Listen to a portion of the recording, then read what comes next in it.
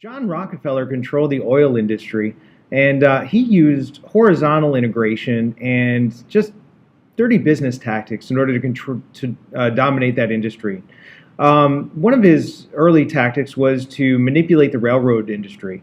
Railroads became so reliant on Rockefeller and Standard Oil using their lines that he would often force the railroads to give his company rebates, meaning lower rates or money back for using their railroads, or even kickbacks, meaning just money that they slid under the table to him so that he would continue to use their railroads, which means he got a lower rate from them than competitors did. And that often hurt the competition because they would have to charge more for their product.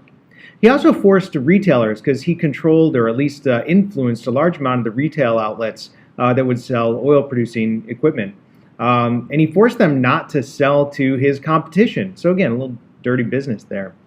He would also go into an area, especially after he controlled a lot of it, he would move into an area and he would undersell the competition. So if everybody else is charging $10 for a barrel of oil, he would only charge $5. And everybody thought that was great. They would buy his oil until the competitor went out of business. Once that competitor's out of business, he would just raise the rates up even higher than the competitor had them previously. So those are some of the dirty tactics. The horizontal business integration is what we think of as sort of a traditional monopoly. We're going to call it a trust. So remember that. Trust equals monopoly.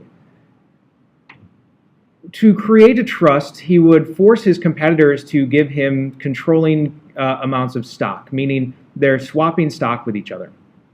So the smaller company would trust him to run the company, and this is eliminating competition. So it's either lose the company altogether or give the controlling interest to John Rockefeller, again, to eliminate competition, create a monopoly, essentially. And this is going to become a big source of contention throughout the later part of the Gilded Age, early progressive era.